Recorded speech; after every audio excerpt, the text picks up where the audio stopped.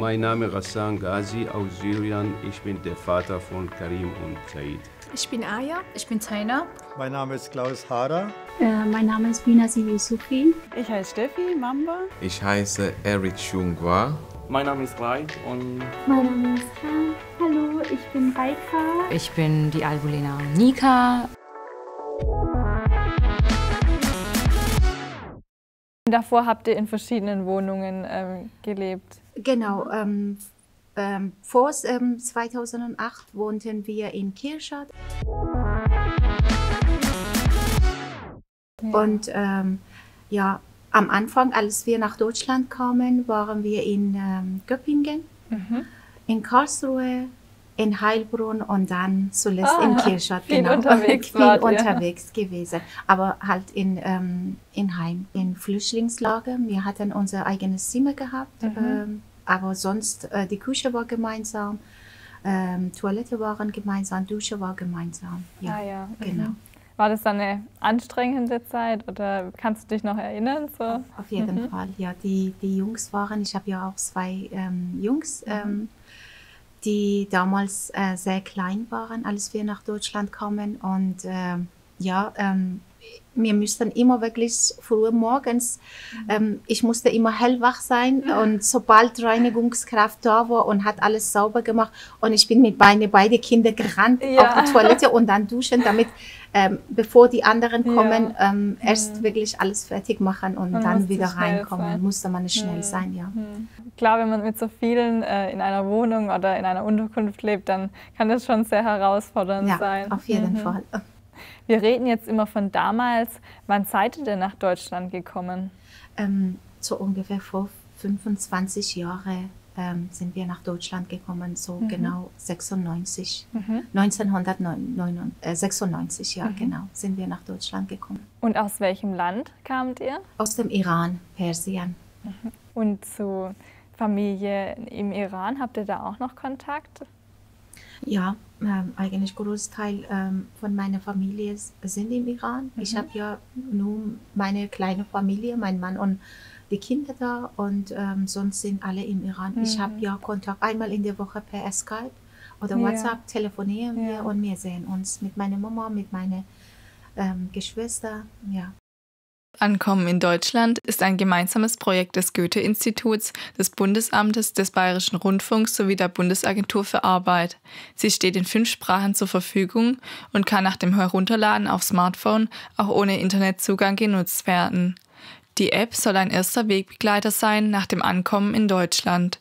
Enthalten sind Informationen zum Asylverfahren, zum Arbeitsmarktzugang und zum Alltag in Deutschland. Unter der Rubrik Leben in Deutschland wird zum Beispiel das deutsche Bildungssystem beschrieben. Außerdem gibt es eine Deutschland-Rubrik, die mit Deutschübungen bei den ersten Schritten in der deutschen Sprache unterstützen soll. Die App ist kostenlos verfügbar. Weitere Unterstützung, um sich beim Ankommen in Deutschland zurechtzufinden, bietet die Willkommensbroschüre Willkommen in Deutschland des Bundesministeriums des Inneren für Bau und Heimat. Sie kann im Download-Bereich der Homepage bamf.de kostenlos in 14 Sprachen heruntergeladen werden. Die Broschüre enthält eine Vielzahl an grundlegenden Informationen zu verschiedenen Lebensbereichen und zeigt Kontakte und Ansprechpartner auf, die in den verschiedenen Lebensbereichen beratend unterstützen können. Musste man abwarten bis Interview und dann, ob man überhaupt hier Aufenthalt bekommt. Und das war ja lange Zeit. Bei mir hat es fast 9 Monate gedauert, bis ich wirklich Aufenthalt bekommen habe, unbefristete Aufenthalt bekommen habe. Und die Zeit war sehr lang. Ich hatte das Gefühl gehabt, dass es 9 Jahre ist und nicht 9 Monate. Und ja, mit 2 kleinen Kindern war schon anstrengend. Aber das habe ich erst, nachdem ich nach Deutschland kam, ist mir klar geworden. Was das für Veränderungen mit sich bringt. Und du konntest ja wahrscheinlich auch noch gar kein Deutsch, als du hier angekommen bist. Nur Achtung, das Wort, das ich wusste, von Iran, genau. Wir hatten schon zweite fremde Sprache, war Deutsch, musste man leider bezahlen. Und ich hatte Arabisch gehabt noch und Englisch. Und Deutsch noch dazu war das für mich dann auch so viel. Aber ich habe hin und wieder von anderen, die deutsche fremde Sprache hatten, eins oder andere mitgehört. Und Achtung ist dann im Kopf geblieben. Genau. Ja, Achtung hilft immer weiter. Ja, genau. Ja. Und wie hast du dann so nach und nach Deutsch gelernt? Was hat dir dabei geholfen? Hast du Kurse besucht? Eigentlich alles, wir in Heim waren, überhaupt nicht, weil alle anderen waren auch so wie ich, entweder aus Kosovo, Albanien, ganz, ganz viel, Großteil von Kosovo und Albanien, und ich habe die Sprache nicht gekonnt und sie meine Sprache nicht. Und daher, wir konnten uns auch nicht so wirklich helfen. Nur wenn wir irgendwo raus waren und hat man da und da eins oder andere Wörter gehört, und irgendwann mal habe ich mein Geld gespart und habe ein Wörterbuch gekauft. Okay. Und, genau. Eine Geldanlage. Genau, ja. Und immer wieder dann langsam halt die Sprache gelernt. Und als wir unser Aufenthalt nach 9 Monaten hatten, wir durften dann Wohnung suchen und auch Deutschkurs besuchen. Und dann war ich halt Deutschkurs, habe Deutschkurs besucht und ja, hat schon geholfen. Bei Integrationskursen handelt es sich um die regulären Sprach- und Orientierungskursformate, die sich an Zugewanderte mit guter Bleibeperspektive richten. Träger der Integrationskurse ist das Bundesamt für Migration und Flüchtlinge. In jeder Region gibt es in der Regel Sprachkursträger, die Integrationskurse durchführen. Der Sprachkurs ist Teil des Integrationskurses und umfasst insgesamt 600 Unterrichtseinheiten. Der Sprachkurs schließt mit der Prüfung Deutschtest für Zuwanderer, kurz DTZ, ab. Im Anschluss an den Sprachkurs besuchen Sie den Orientierungskurs. Er umfasst 100 Unterrichtseinheiten. Der Orientierungskurs schließt mit dem Abschlusstest Leben in Deutschland ab. Es gibt Vollzeit- und Teilzeitkurse. Grundsätzlich wird der Integrationskurs in Vollzeit besucht. Für die Teilnahme an Integrationskursen wird eine Teilnahmeberechtigung bzw. Verpflichtung benötigt. Integrationskurse kosten pro 100 Unterrichtseinheiten 220 €. EmpfängerInnen von Arbeitslosengeld I, Arbeitslosengeld II, Sozialhilfe, Wohngeld, Kindergeldzuschlag oder anderem können auf Antrag eventuell von den Kosten befreit werden. AsylbewerberInnen sind kostenbefreit. Bei erfolgreichem Abschlusstest können diejenigen, die den Integrationskurs mitbezahlt haben, bei der Regionalstelle des Bundesamts für Migration und Flüchtlinge die Erstattung der Hälfte ihrer Kurskosten beantragen. Du hast ja dann auch im Iran, bevor du hergekommen bist, auch eine Schule besucht wahrscheinlich. Schulbildung. Hast du auch schon eine Ausbildung gemacht im Iran? Ja, ich habe eigentlich erstmal meinen Mann mit, ich weiß es ist 16, denke ich mal, kennengelernt und wollte aufgeben. Meine Mama hat gesagt, nichts da, kommt nicht in Frage, du musst unbedingt dann die Schule fertig machen. Ich habe, nachdem ich geheiratet habe, sogar mein Abitur fertig gemacht und habe Kinderpsychologie studiert, habe leider nicht zu Ende gebracht, weil ich durch meine beiden Kinder nach und nach habe dann die Kinder gekriegt und hat es nicht geklappt, aber war im Iran ist Erzieherausbildung keine Ausbildung, sondern auch ein Studiengang. Ein Studium, ja. Genau.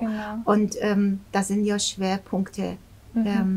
Grundkenntnis des Kindes oder Kinderpsychologie. Die gehören halt auch in diese Richtung. Und ja, genau. Und das war dann dein Schwerpunkt, den du damals gewählt hattest? Genau, richtig. Und als du dann hier in Deutschland warst, da warst du ja erstmal Hausfrau und Mutter, nehme ich an, für längere Zeit. Wann hast du dann dich dazu entschieden, doch noch wieder eine Ausbildung zu machen? Ich habe hier, nachdem ich meinen Aufenthalt gekriegt habe, versucht, erstmal Deutsch zu lernen. Und dann, als die Kinder dann im Kindergarten waren, die sind wirklich nach Hause gekommen und haben sie mir auch sehr, sehr viel geholfen. Immer einzelne Worte und dann in ganzem Satz zu sprechen. Und ich habe sehr viel eigentlich gearbeitet, hin und wieder gejobbt. Beim Lidl habe ich gearbeitet und ich habe in einer Metzgerei gearbeitet. Ich war nicht eitel, ich wollte die Sprache lernen, ich wollte Kontakt mit Menschen aufbauen und das war sehr wichtig für mich. Hin und wieder habe ich irgendwie das Gefühl gehabt, das ist nicht wichtig, das ist nicht richtig für mich. Das, was ich will, ist das was ich gelernt habe. Und es hat manchmal auch wehgetan, dass ich halt nicht meinen Job, das, was ich gelernt hatte, ausüben durfte. Du hättest gern Kinderpsychologie auch weiter Genau, studiert. ja. Das war wirklich das, was ich halt sehr, sehr gerne gemacht hatte. Hier habe ich 2010, denke ich mal, als ich beim Arbeitsamt war, haben sie zu mir gesagt, für Erzieherberuf muss man halt die Sprache richtig können. Okay. Genau. Und ich habe dann von 2010 bis 2013 nochmal deutsche Kurs besucht. Und danach habe ich dann wieder beim Arbeitsamt nachgefragt und halt beantragt. Und haben sie mir gesagt, ich soll alle meine Unterlagen übersetzen und dann per Post zu sie schicken. Das habe ich auch gemacht und ja, irgendwann mal haben sie gesagt, das ist alles gut, schulisch an sich ist okay, aber nachfrischen muss man halt schon hier nochmal. Also du hattest dann deine Schulzeugnisse aus dem Iran, hast du hier übersetzen lassen. Genau. Und dann hast du auch diese Zeit, wo du angefangen hattest, das zu studieren, wolltest du hier dann auch anerkennen lassen? Richtig, oder? Genau, richtig. Aber wurde nicht anerkannt, da haben sie gesagt, schulisch an sich ist okay, aber die Ausbildung muss man halt hier nochmal machen, weil die Ausbildung ist anders wie das, was halt hier gemacht wird. Und ja, genau. Anders als bei ausländischen beruflichen Qualifikationen gibt es für ausländische Hochschulqualifikationen in nicht reglementierten Berufen kein Anerkennungsverfahren. Stattdessen können die Schulabschlusszeugnisse bewertet werden, um sie mit der entsprechenden Ebene des deutschen Bildungsabschlusses zu vergleichen. Hierfür werden die Zeugnisse bei der Zentralstelle für ausländisches Bildungswesen, kurz ZAB, eingereicht, die dann eine Zeugnisbewertung durchführt. Die Ergebnisse der Zeugnisbewertung werden in einer Bescheinigung ausgestellt. Die Bescheinigung beschreibt die akademischen und beruflichen Verwendungsmöglichkeiten der eigenen ausländischen Hochschulqualifikation in Deutschland und kann zum Beispiel auch Bewerbungsunterlagen beigelegt werden, damit sich potenzielle Arbeitgeber einen Eindruck von den vorhandenen Qualifikationen verschaffen können. Die Zeugnisbewertung kostet bei erster Antragstellung 200 €. Für das Verfahren der Zeugnisbewertung werden beglaubigte Kopien der Zeugnisse und eine Übersetzung durch im In- oder Ausland beeidigte oder öffentlich bestellte ÜbersetzerInnen und Übersetzer benötigt. Eine Datenbank mit in Deutschland beeidigten oder öffentlich bestellten ÜbersetzerInnen finden Sie auf der Internetseite www.justiz-dolmetscher.de. Eine Beglaubigung der Dokumente bieten oftmals auch Einwohnermeldeämter, kirchliche Institutionen oder Notare an. Im Ausland können Beglaubigungen teilweise von den deutschen Auslandsvertretungen vorgenommen werden. Bei ausländischen Hochschulqualifikationen in reglementierten Berufen, also zum Beispiel bei Abschlüssen im Bereich Medizin oder Lehramt, wird keine Zeugnisbewertung durchgeführt. Hier ist ein Anerkennungsverfahren nötig, um die beruflichen Qualifikationen aus dem Ausland hier einsetzen zu können. Der Unterschied zwischen reglementierten und nicht reglementierten Berufen wird in Video 1 erläutert. Was hat dann die Agentur für Arbeit empfohlen? Haben Sie dann irgendwelche Ausbildungen dir empfohlen, die du dann machen kannst? Oder wusstest du schon genau, was du machen willst? Das war PIA, denke ich mal. Ach, praxisintegrierte Ausbildung. Ja. Für die Erzieher. Für die Erzieher, genau. Oder haben sie mir gesagt, 3 Jahre Praktikum in einem Kindergarten ohne halt Lohn. Okay. Genau, ohne Gehalt. Und dann 1 Jahr Anerkennungsjahr. Das wäre die übliche Ausbildung dann wahrscheinlich gewesen. Genau. Ich wusste nicht, für was soll ich mich entscheiden. Ich muss ganz ehrlich sagen, ich bereue es jetzt, dass ich die PIA-Ausbildung nicht gemacht habe, weil ich habe mich für Kindergarten entschieden. Ich habe gesagt, es ist okay, wenn ich auch keinen Lohn bekomme, kein Gehalt bekomme. Für mich war das so ein Risiko, weil ich die Sprache nicht so richtig beherrschte. Ich habe immer Angst gehabt, dass ich da sitze und vieles nicht verstehe. Und dann hast du dich sicherer gefühlt auf dem üblichen Weg der Ausbildung. Genau. Wann warst du dann fertig mit der Ausbildung? In welchem Jahr war das dann? Ende 2013. Das war schon fast 4 Jahre. Ja. Musste ich halt eine Prüfung ablegen und das habe ich gemacht. Und bei der Präsidium Stuttgart und dann habe ich jetzt die Anerkennung bekommen. Ja, zum Glück bestanden, ja, genau. Ja, super. Und wolltest du dann auch direkt nach dieser Ausbildung arbeiten? Ja. Hat dir da jemand geholfen, eine Arbeit zu finden, oder hattest du da Beratungsstellen? Ja. Eigentlich bei uns in Kirchstadt, da wo ich wohne, gibt es 4 Kindergärten. 4 verschiedene. Jule habe ich in der Jule in Kirchstadt meine 4-monatige Praktikum absolviert. Und da haben sie mir gesagt, warum bewerbe ich mich nicht hier in Kirchstadt. Und ich habe mich beim Rathaus, bei unserer Gemeinde, beim unser Träger beantragt und gefragt, ob sie mich wollen. Und er hat gesagt, ich muss ja eine Bewerbung schreiben. Ja. Und das habe ich gemacht. Und dort habe ich angefangen mit Praktikum und danach habe ich auch die feste Stelle bekommen als Erzieherin. Okay, genau. Ja, super. Dann hat es sehr schnell funktioniert bei dir. Und bei der Bewerbung haben die dann auch noch die Sprachzertifikate gefordert, also den Sprachnachweis, dass du bei B1 schon bist, oder was wurde da damals gefordert? C1. C1? C1 musste man, genau. Man sagt ja oft, für die Ausbildung reicht B1, aber es ist eben so, dass für viele Berufe dann doch noch ein höheres Niveau gefordert wird mittlerweile. Richtig, haben sie mir auch gesagt, für andere Berufe wird es wahrscheinlich auch B1 reichen, aber für den Erzieherberuf braucht man schon unbedingt. Du hattest jetzt vorher gesagt, ihr seid schon sehr oft umgezogen, seit ihr in Deutschland seid. Wie habt ihr denn immer diese Wohnungen gesucht? Also habt ihr da Bekannte gehabt, die diese Wohnungen vermietet haben, oder habt ihr euch auf irgendwelchen Informationsportalen informiert? Unsere erste Wohnung, nachdem wir unser Aufenthalt hatten, hat uns die Stadt geholfen. Da haben wir Telefonnummer bekommen, wir durften anrufen selber und die Wohnungen besuchen. Und für diese Wohnung, die wir uns entschieden haben, musste man halt nochmal mit Arbeitsamt, mit unserer Ansprechpartnerin. Ihr Name sagt mir jetzt, aber ist nicht so richtig im Kopf. Die war sehr, sehr nett. Die hat uns wirklich unterstützt und geholfen. Und genau, das war unsere erste Wohnung. Danach, dann musste man halt selber suchen, in Zeitungen lesen. Und teilweise bin ich sogar vorbeigelaufen und habe geguckt, da ist keine Kantine oder Vorhänge, frage ich nach. Ja, das ist auch ein sehr guter Weg, genau, der direkte Kontakt. Mein Mann, sein Chef, hat uns wirklich beim zweiten Wohnung sehr viel geholfen und er hat für uns auch in Kirchstadt Wohnung gesucht und gefunden. Okay. Genau. Also ihr hattet dann Unterstützung aus dem Bekanntenkreis. Genau, ja, richtig.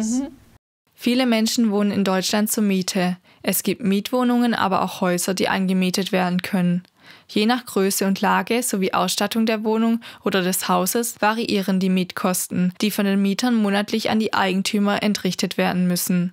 Wohnungsplätze werden meist in Zeitungen, Online-Börsen oder sozialen Medien ausgeschrieben.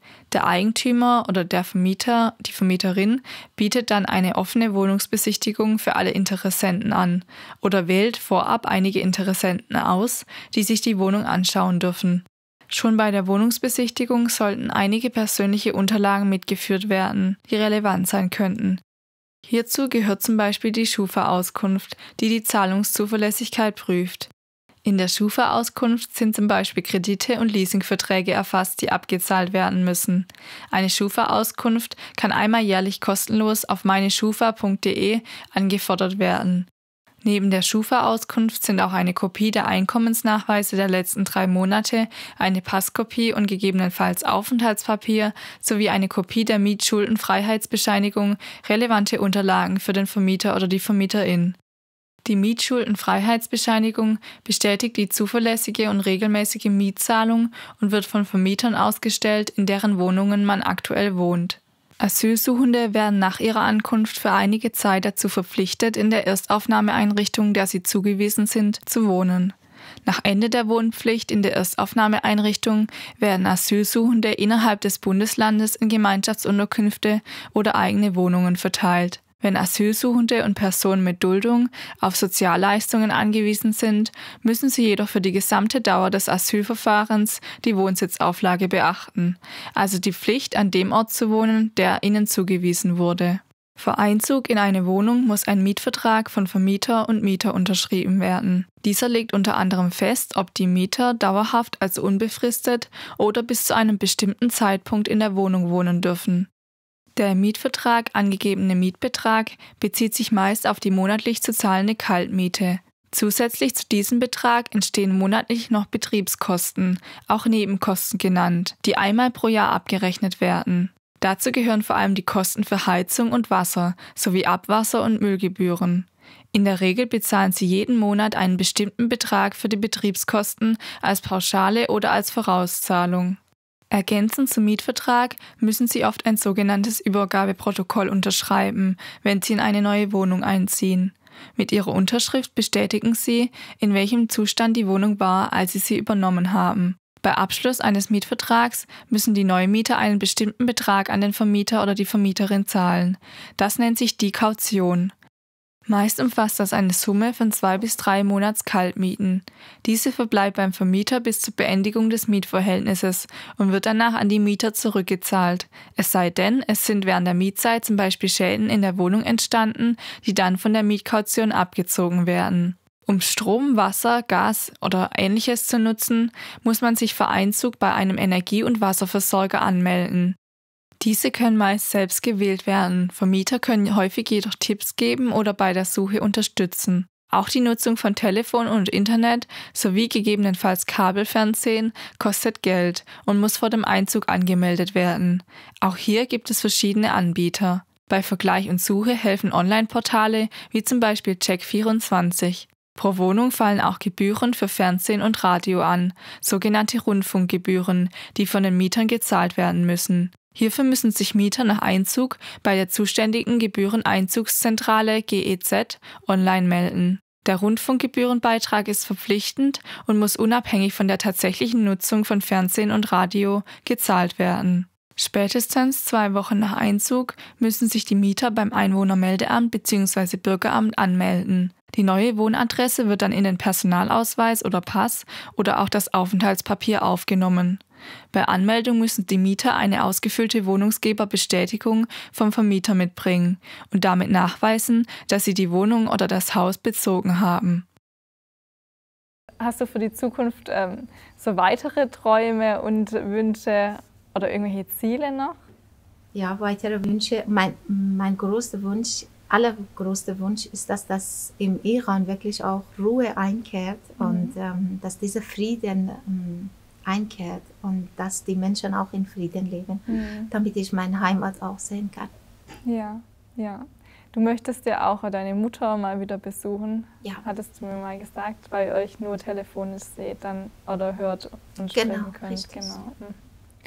Und deine Kinder, waren die schon mal im Iran? Wir waren erst einmal nach 14 Jahren waren wir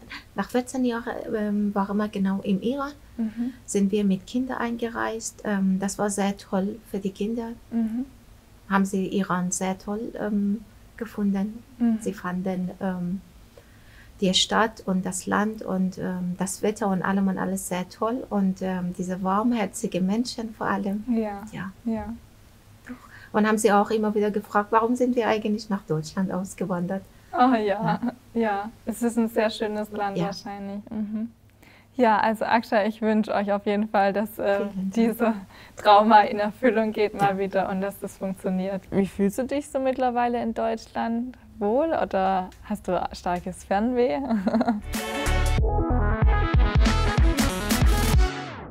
Also ich finde Deutschland sehr schön und hier kann man, in Afghanistan zum Beispiel, die Frauen haben gar kein Recht und wir durften nicht in die Schule gehen. Wir durften nicht zum Beispiel arbeiten, aber in Deutschland finde ich sehr schön, die Frauen haben auch die gleichen Rechte und hier ist Gleichberechtigung und ich fühle mich sehr wohl. Du sagst, du durftest nicht, also Frauen dürfen oftmals nicht zur Schule gehen. Hast du dann eine Schule besucht in Afghanistan? Ja, genau. Mein Vater war Polizist und er hat gesagt, ja, sie dürfen in die Schule gehen und ich habe... Er hat sich durchgesetzt. Genau, ja. Und welche Schule hast du dort besucht? Ich habe also Abitur gemacht nach dem Abitur, ich habe also bei einem privaten Uni angefangen und ich habe BWL studiert. Ach, du kamst schon mit Studium dann nach Deutschland. Mhm. Und dein Studium, wurde das hier anerkannt? Hast du das irgendein Anerkennungsverfahren durchlaufen? Ja, genau. Also meine Dokumente sind schon anerkannt in Deutschland und zum Glück Deutschland hat das akzeptiert und ich darf als Bachelor hier arbeiten. Ah, okay. Und hast du das ganz alleine gemacht oder hat dir irgendeine Beratungsstelle damals bei dem Anerkennungsverfahren geholfen? Zuerst Jobcenter hat mir geholfen, dann sie haben mir eine andere Adresse gegeben, ja, bei Jugendamt in Nivea. Ah, in Via? In Via, wenn ich richtig gesagt habe. Eine Migrationsberatungsstelle. Genau, ja. Für Jugendliche, sage ich mal, bis 27 Jahren. Und dann musste man... Die Beratungsstellen bei Caritas, Diakonie, in Via und dem Deutschen Roten Kreuz beraten individuell und kostenfrei, unter anderem auch zu Fragen von Schule, Ausbildung und Beruf. Es gibt Beratungsstellen für Erwachsene ab 27 Jahren und für Jugendliche zwischen 12 bis einschließlich 26 Jahren. Die Beratungsstellen haben sich bezüglich der Zuständigkeiten für die Kommunen des Landkreises aufgeteilt. Das Beratungsangebot richtet sich insbesondere an Flüchtlinge und Menschen mit Migrationshintergrund. Kontaktdaten zu den jeweiligen Stellen sind auf den Homepages von Caritas, Diakonie, in Via und dem Deutschen Roten Kreuz auffindbar. Unterlagen einreichen und hat das dann auch was gekostet? Also Jobcenter hat für mich bezahlt, okay. ja. Und ja. Du hast jetzt aber nicht mit diesem BWL-Studiengang irgendwo gearbeitet, sondern seit du hier bist, die Sprache gelernt, richtig? Genau, ja. Also leider in Afghanistan, ich habe auch nicht in diesem Bereich gearbeitet, weil da die Frauen haben nicht so viele Möglichkeiten. Ah, okay. Ja, aber das war meine Kindheit-Träume, dass ich ja, Wirtschaft oder BWL zu studieren. Und ja, und hier möchte ich auch arbeiten, aber zuerst die Erfahrungen sind sehr wichtig, die muss ich Praktikum machen. Und aber diesen Berufstraum hast du immer noch? Ja, genau. Ja. Immer noch. Ja, gut. Und du hast ja bisher Sprachkurse besucht. Wo hast du denn die Sprachkurse besucht? In welchen Sprachschulen? Also ich habe von Volkshochschule angefangen. Ja. Ja, Volkshochschule Heilbronn. Und da habe ich B1 gemacht, B2 gemacht. Ja, genau. Und letzter Kurs war C1-Kurs und ich habe bei Google Language Schule in Heilbronn gemacht. Und du wartest noch auf deine Ergebnisse? Genau, ja, muss ich fast 4 Wochen warten. Es gibt vielfältige Studienangebote in Deutschland. Einige Websites helfen bei der Suche nach den Wunschstudiengängen und zeigen die verschiedenen Studienmöglichkeiten auf. Hierzu gehört zum Beispiel MyGuide, Study in Germany, Studies Online und der Hochschulkompass. Der Zeitcampus bietet Online-Informationen rund um die Hochschulstandorte, beliebte Studiengänge und Details zu den Studieninhalten. Studieren ist auch im laufenden Asylverfahren oder im Status der Duldung möglich. Wer in Deutschland studieren möchte, muss jedoch einige Zugangsvoraussetzungen beachten. In der Regel wird eine sogenannte Hochschulzugangsberechtigung benötigt. Damit ist der Schulabschluss gemeint, der zur Aufnahme eines Studiums berechtigt. In Deutschland sind das Abitur und die Fachhochschulreife. Bei ausländischen Schulabschlüssen wird geprüft, ob diese mit einem deutschen Abschluss gleichwertig sind und ein Studium begonnen werden darf. Um selbst zu prüfen, inwieweit eine Bewertung des ausländischen Abschlusses zum Studium berechtigt, gibt es die Datenbank ANABIN und die Zulassungsdatenbank des Deutschen Akademischen Austauschdienst DAAD. Falls bei der Prüfung in den Datenbanken angezeigt wird, dass der eigene ausländische Schulabschluss nicht ausreicht, um hier studieren zu können, gibt es Studienkollegs. Studienkollegs sind Schulen, die auf das Studium vorbereiten und Deutschkenntnisse vermitteln. Die Voraussetzungen für den Besuch eines Studienkollegs sind Deutschkenntnisse auf dem B1-Niveau und das Bestehen einer Aufnahmeprüfung. Der Besuch eines Studienkollegs dauert 1 Jahr. Nach diesem Jahr findet eine Feststellungsprüfung statt. Wenn diese erfolgreich bestanden wird, kann ein Studium begonnen werden. In Baden-Württemberg gibt es in Heidelberg, Karlsruhe und Konstanz Studienkollegs mit verschiedenen Fachrichtungen. Weitere Informationen zu Studienkollegs und den Bewerbungsverfahren bieten die Websites Studienkollegs und UniAssist. In Ausnahmefällen kann auch ohne Hochschulzugangsberechtigung ein Studium begonnen werden. In diesen Fällen berät sie die Zentralstelle für ausländisches Bildungswesen zu den individuellen Möglichkeiten. Viele Studiengänge sind zulassungsbeschränkt, das heißt, es gibt meist mehr Interessenten als Studienplätze. Daher achten die Hochschulen bei zulassungsbeschränkten Studiengängen auf bestimmte Kriterien, die die BewerberInnen erfüllen müssen, zum Beispiel die Abschlussnote des Abitur- bzw. Fachhochschulzeugnisses. Manchmal finden Auswahlgespräche oder spezielle Aufnahmeprüfungen statt. Für die Einschreibung an einer Hochschule wird außerdem eine Krankenversicherung benötigt. Vereinzelt gilt die Krankenversicherung, die man im Heimatland hatte, auch in Deutschland. Hierzu gibt oftmals das Akademische Auslandsamt der Wunschhochschule, oftmals auch International Office genannt, oder die Krankenkasse im Heimatland Auskunft. Je nach Studiengang und Hochschule finden unterschiedliche Bewerbungsverfahren statt. Einige Hochschulen möchten die Bewerbungen direkt erhalten, bei anderen muss die Bewerbung über Websites wie UniAssist oder die Stiftung für Hochschulzulassung eingereicht werden. Bitte informieren Sie sich direkt bei der von Ihnen gewählten Hochschule über das Bewerbungsverfahren. Kannst du dich noch an dein erstes deutsches Wort erinnern? Ja, genau. Erstes Wort war funktionieren. Funktionieren? Ja, das war ein ganz schwieriges Wort. Und damals, ich konnte auch nicht gut aussprechen. Das war wie Englisch. Ja. Und dann, ich habe mehr geübt. Unterscheidet sich die Sprache in Afghanistan sehr stark von der deutschen Sprache? Gibt es da starke Unterschiede? Selbstverständlich, ja. Wir haben also zwei Sprachen. Eines Pashto und die andere ist Dari. Aber Pashto ist schwierig wie Deutsch. Und Dari ist einfacher. Sprichst du beide Sprachen, Pashto und Dari? Genau, ja.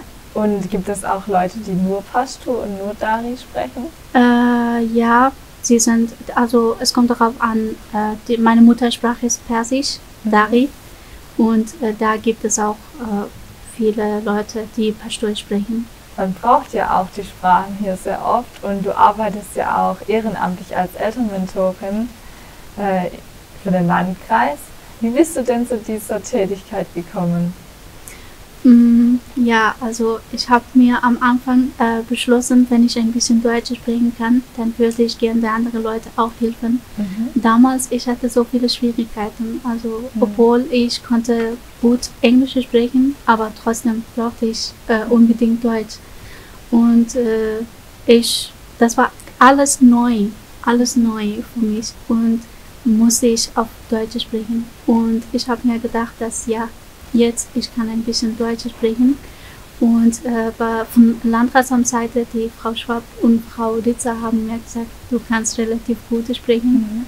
Willst du auch da arbeiten? Ja. Ich habe gesagt, ja, warum nicht? Würde ich gerne den anderen helfen.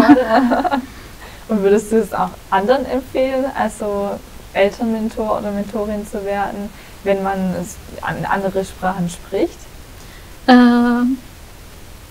Eigentlich ja, weil wir sind Menschen und wir brauchen Hilfe. Es gibt immer noch viele Leute, die gar keine Deutsch sprechen können und sie haben so viele Schwierigkeiten, nicht nur um Deutsch zu sprechen, sondern manchmal braucht man Hilfe, in einem Amt zu gehen oder so. Solche Sachen gibt es immer Schwierigkeiten. Die ehrenamtlichen ÜbersetzerInnen von Stadt und Landkreis wurden bereits in Video 3 vorgestellt. Sie übersetzen bei Terminen in Schulen und Kindertagesstätten. Bei Bedarf können Sie Interessenten an die koordinierenden AnsprechpartnerInnen in Stadt und Landkreis wenden. Die SprachmittlerInnen sind ein Angebot des Landkreises Heilbronn, des Diakonischen Werks und der Caritas Heilbronn-Hohenlohe. Die SprachmittlerInnen, bestehend aus MuttersprachlerInnen, die über gute Deutschkenntnisse verfügen, übersetzen bei Terminen in Beratungsstellen und Behörden. Sie werden direkt von den jeweiligen Beratungsstellen und Behörden für die einzelnen Termine angefordert. In alltäglichen Situationen bietet sich auch die Nutzung von Übersetzungs-Apps an, die meist in vielen verschiedenen Sprachen übersetzen können. Ist Dari wie ein Dialekt? Genau, kann man so sagen. Okay, ja. Also gibt es in Afghanistan auch Dialekte, oder? Ja, Sprachen. es gibt so viele Dialekte, okay. wie zum Beispiel in Deutschland. Wir haben verschiedene Städte, haben verschiedene Sprachen, aber allgemein, das ist Pashto, Dari und heutzutage muss man auch Englisch sprechen, 3 Sprachen. Also man lernt in der Schule schon diese 3 Sprachen. Genau, ja. Nicht nur diese 3, sondern Arabisch und Russisch, wir haben auch noch. Oh, das ist sehr viel. Ja. Wie kann man sich denn das alles merken?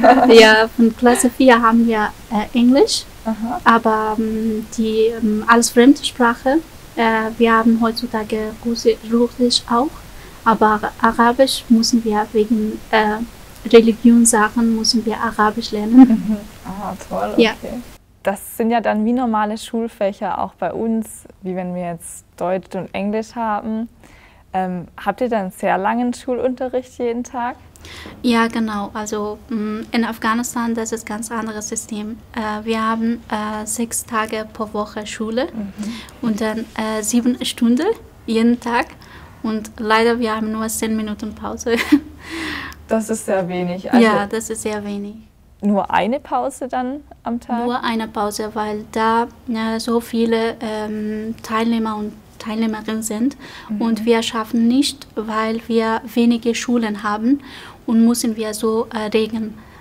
Sonst haben wir keinen Platz für die anderen Teilnehmer, die also am Nachmittag in die Schule kommen wollten. Ah, so überfüllt ist alles. Genau, ja. Hier dauert ja die Grundschule 4 Jahre und dann geht es weiter mit Hauptschule, Realschule, Gymnasium.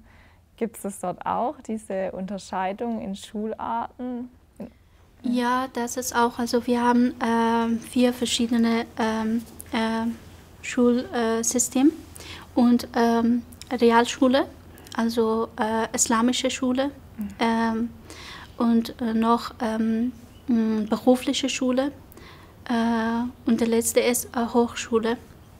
Okay. Ja, also Realschule ist wie zum Beispiel wie in Deutschland, aber leider nach der Realschule, wir haben nicht so viele Möglichkeiten wie in Deutschland, die man Ausbildung machen würde, haben wir leider nicht. Nur einfach nach der Realschule kann man zum Beispiel selbstständig arbeiten. Okay. Ja.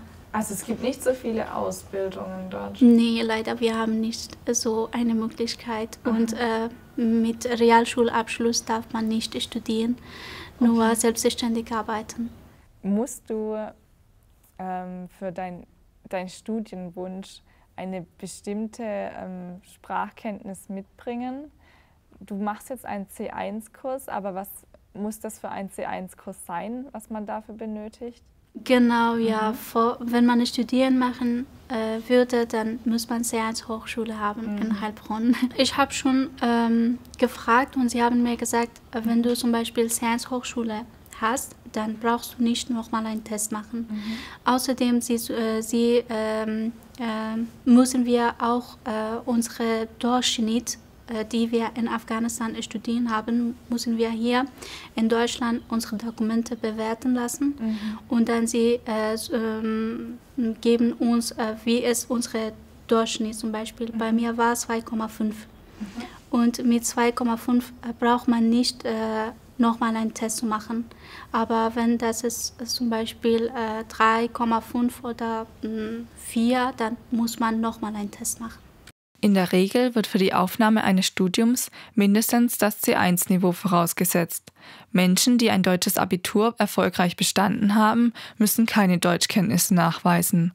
Um die Deutschkenntnisse nachzuweisen, sind die Prüfungen möglich, die auf der Folie beschrieben werden. Hier sollte vorab nachgefragt werden, welche Deutschprüfung die Hochschule Universität voraussetzt, an der Sie studieren möchten. Einige Hochschulen bieten diese Prüfungen immer wieder für angehende Studierende an oder führen auch Intensivkurse in den Semesterferien durch. Weitere Sprachkurse sind zum Beispiel in einer Datenbank des DAAD, des Goethe-Instituts, der Volkshochschule oder der TestDaF-Website aufgeführt. Die Kurse sind meist kostenpflichtig. Eine Ausnahme stellen internationale Studiengänge auf Englisch dar. Die Hochschule Heilbronn bietet zum Beispiel den Bachelorstudiengang Internationale Betriebswirtschaft, interkulturelle Studien an, in dem hauptsächlich Englisch und eine weitere Fremdsprache gesprochen werden. Die AIM Akademie in Heilbronn bietet jährlich das studienvorbereitende Jahr für Zuwanderer an, in dem Deutschkenntnisse bis zum C1-Niveau gelehrt und Schlüsselqualifikationen für ein späteres Studium gefördert werden. In weiteren Modulen beschäftigen sich die TeilnehmerInnen zum Beispiel mit Bewerbungstrainings und Prüfungsvorbereitungen. Wenn du studieren kannst dann, hast du schon eine konkrete Vorstellung, welchen Beruf du dann später mit diesem Studium ausüben möchtest? Ja, ich würde gern im Bereich Management und Controlling arbeiten. Controlling ist ein schwieriger Bereich, ja. Genau, ja. Aha. Aber mein großes Problem ist die Sprache, die ich muss gut beherrschen. Und dann vielleicht kann ich einen Platz finden. Wo habt ihr denn gelebt zuerst, als ihr nach Deutschland gekommen seid? Also wir waren zuerst in Asylheim. Zuerst wir waren in Mannheim. Okay. Ja, 2 Monate dann sind wir hergekommen. Und 6 Monate in Abstadt. Aha. Da war auch ein Hotel, aber wir hatten nur ein Zimmer, 4 Personen.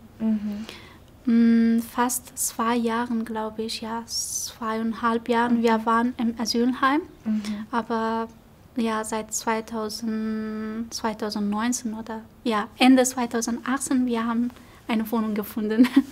Fühlst du dich wohl in der Wohnung? Ja, genau. Meine Mama und meine Schwestern sind meine Nachbarin. Ja. Aber ich wohne ganz Dachgeschoss. Also ihr war dann auch sehr erleichtert, wo ihr eine neue Wohnung gefunden habt? Ja, aha. Wir waren sehr... eigentlich das war sehr schwierig, eine Wohnung zu finden. Ja. In 2018 wir hatten gar keine Chance und mussten wir alles alleine machen. Niemand hat uns geholfen. Dann später, wir haben gesagt, wir haben gar nicht gefunden. Und wenn ein Jahr, wir sind 3-mal umgezogen. Wir hatten so viele Schwierigkeiten. Ja. Und manche Vermieter, sie haben gedacht, wir sind Frauen. Und sie haben alle Kautionen genommen, alle Miete genommen. Und später, sie haben gesagt, wir haben keine Wohnung für die Flüchtlinge. Und sie sind aus Afghanistan gekommen, wir geben keine Wohnung. Wir, einfach abgesagt. Und mussten wir wieder in Asylheim gehen. Und waren wir fast 2 Monate, 3 Monate da wieder. Ich habe angefangen, eine Wohnung zu suchen. Aber ähnlich, wir haben eine gefunden. Danke an Jobcenter und Landratsamt, sie haben mir viel geholfen. Also von denen hast du dich dann beraten lassen, so in bestimmten Dingen rund um die Wohnung? Meine Sozialarbeiterin, ja, sie haben mir viel geholfen. Okay. Ja, und außerdem GSM. Und hier möchtest du jetzt auch erstmal, also in dieser Wohnung wohnen bleiben? Ja, hoffentlich wir bleiben hier. Ja. Möchtest du auch irgendwann wieder zurück nach Afghanistan? Im Moment darf ich nicht nach Afghanistan fliegen. Ich habe blauen Pass. Mit blauem Pass darf man nicht nach Afghanistan fliegen. Das wäre gefährlich für dich? Ja, das ist gefährlich, ja. Und nein, ich möchte nicht. Ja, ich werde in Deutschland bleiben. Du möchtest hier eine Zukunft finden? Genau, ja. Also Deutschland hat uns sehr viel geholfen. Nicht nur ich, sondern meine Schwester, meine Mama. Meine Mama war krank und meine Schwester, sie durften also in die Schule gehen. Wir haben gar kein Problem, Sorgen zu machen, dass zum Beispiel meine Schwester kommt am Abend zu Hause oder nicht, wegen die Taliban und solche Sachen, die wir Schwierigkeiten in Afghanistan hatten. Und wir würden hier bleiben und alle diese Freundlichkeiten zurückgeben. Eigentlich, wir hatten alles in Afghanistan, Wohnung, alles.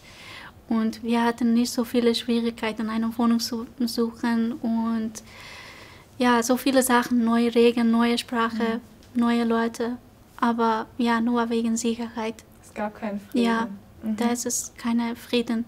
Egal, ob man so sehr schöne Wohnung hat oder sehr schönes Leben. Was soll ich damit machen? Ja, wenn man keine Freiheit hat. Und ja, zum Beispiel, ich habe BWL studiert und das war mein Traum, in diesem Bereich zu arbeiten.